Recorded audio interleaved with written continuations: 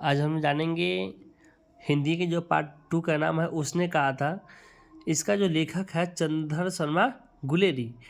इनका जो जन्म हुआ था 7 जुलाई 1883 ईस्वी को और मृत्यु 12 सितंबर 1962 ईस्वी को हो गया था। और उनका जो जन्म हुआ था जयपुर के राजस्थान में। और जो चंद्रधर शर्मा जो गुलेरी जो थे मूल निवास कहाँ गए थे, तो गुलेर नामक ग्राम जो जिला है कांगड़ा जिला के हिमाचल प्रदेश राज्य में। और चंद्रधर शर्मा के पिता का नाम पंडित शिवराम।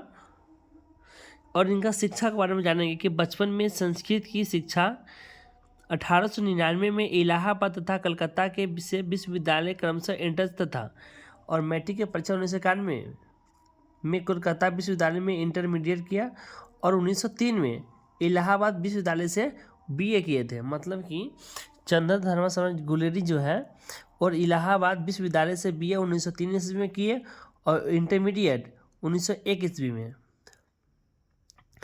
और बता दें कि इनके बारे में कुछ खास जानकारी।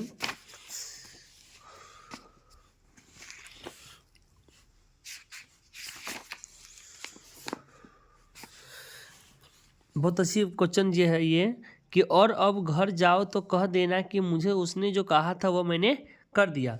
तो प्रस्तुत पंक्तियाँ चंद्रधर शर्मा गुलेरी रचित उसने कहा था से ली गई है। ये जो पंक्ति जो लिया गया किस पंक्ति से लिया गया था, उसने कहा था से।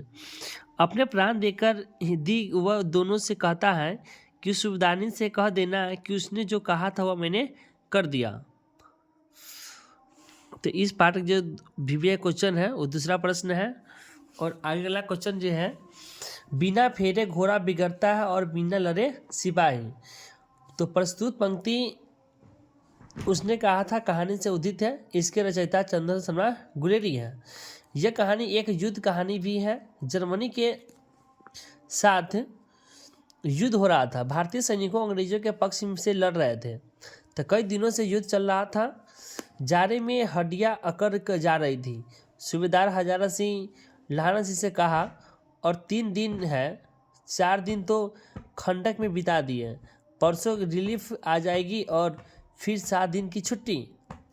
तो लहाना सिंह ने कह रहा है कि 4 दिन तक पलक नहीं झपी, बिना फेरे घुमाए फिराए घोड़ा अकड़ जाता है, बिगड़ जाता है। उसी तरह सिपाही भी बिना लड़े आलसी हो जाते हैं। तो लहाना सिंह ने कहते हैं कि यदि उसे हुक्म मिल जाए तो वह 7 जनवरी को अकेले ही मार डालते हैं।